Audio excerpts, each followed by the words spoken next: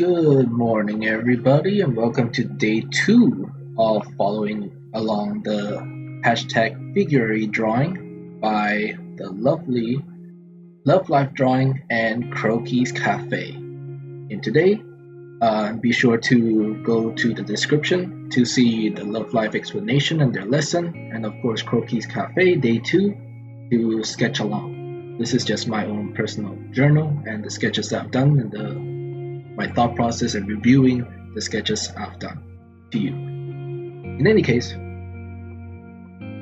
today's lesson, basically the main concept that we want to focus on, as they call it, is the story of the pose, or as I feel other teachers would mostly say it is action line. I think it's the same thing, but Love Life Drawing, they call it story of the pose. Basically, it's the main line that tells the main pose and the story of the pose itself. So let me see how well. So there's an arch back over here. So the first line that I've made is this arch back, which I think displays the story quite well. This is sort of the literally backbone of the pose that I will have to draw. In which case, I continue to draw the arms, which extends out, and this one could use a little bit more improvement with the distance of the head here. Now that I see it, looks a little bit short, and a little bit of the turning, because the arms are turning inwards towards her head. So the arms drawings tries to go inward. At least that is the thought process when I was drawing. Leg here, very round. Try to go around and go up and above the other. Sadly, my measurement, I feel, is a little bit wrong on the going down motion, so the second leg behind lags a little bit. Overall, I think this is quite okay. On to the next pose. This is a little bit more difficult to find the action since we have a straight back right here.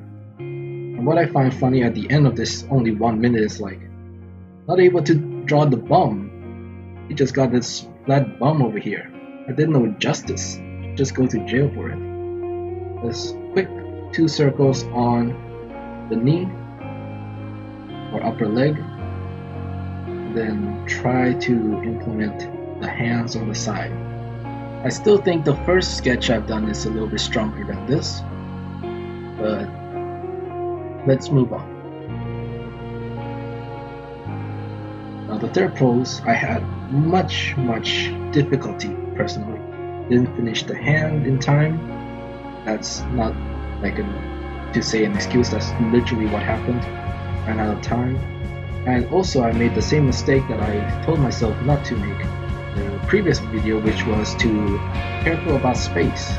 That I almost had to cut out some of the leg and feet because I made her body too long, thus the legs need to be longer to compensate.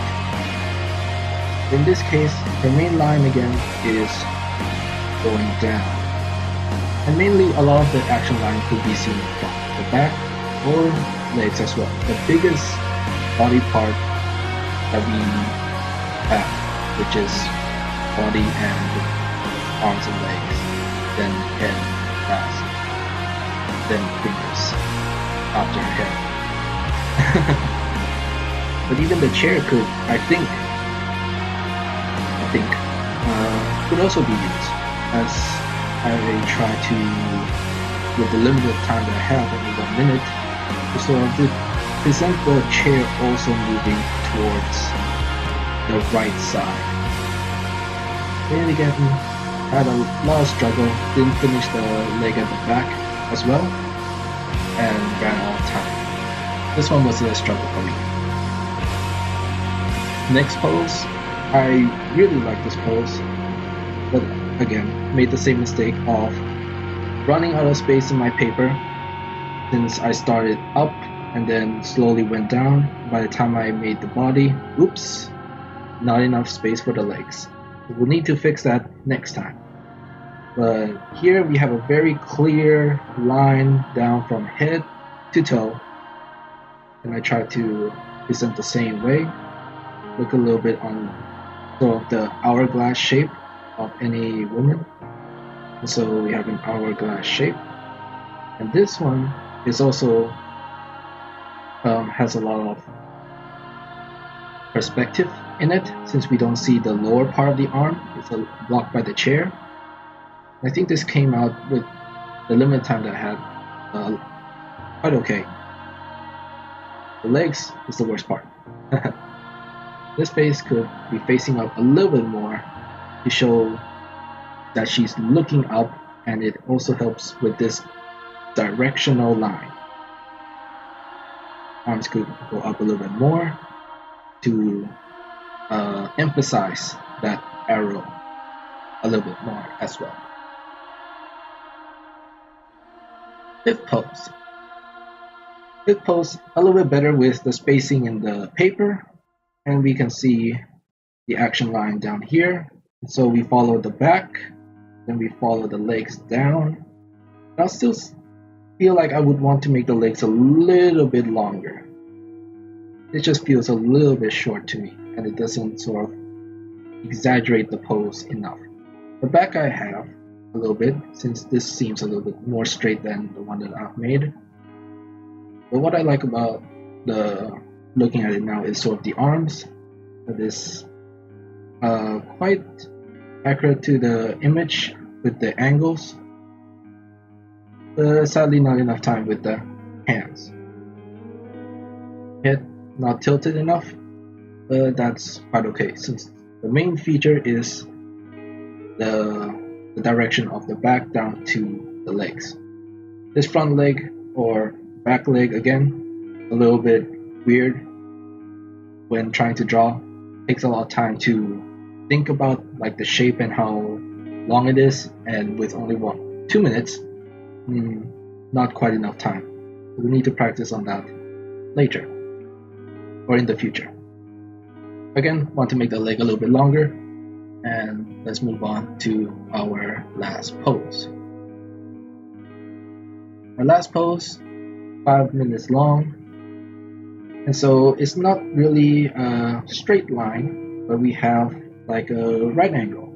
We have a straight line down here, then a straight line goes down there, right? One thing that I would like to point out that I had so much trouble, even though it's 5 minutes long, is this back shape over here. I just couldn't seem to get right. Now, with the first episode about just being relaxed and trying to draw with one line, I had a little bit more confident with the legs once again, since it's a very clear, straight shape. So it's just simple, one single line, and I'm done.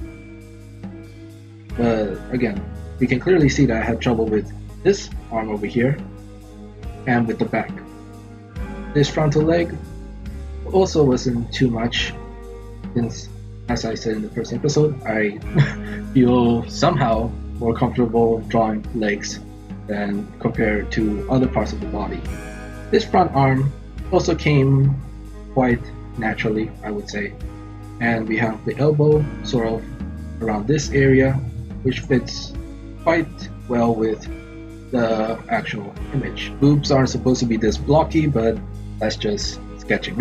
And the face, of course, could use a little bit of work, which will be improved hopefully throughout this series. But she's looking a little bit upward, while this is still a little bit sideways. At the very least, the head angle, I think, and I will try for the next episodes to be more accurate E-pose. Because if this pose is sort of better, then the eyes and nose will all come naturally. But if the head itself is just angled incorrectly, then your eyes and nose wouldn't be accurate as well. But that's the end of today's episode, the story of the pose, and or line of action, as other teachers I think would say it. And I hope to see you all tomorrow. Bye for now.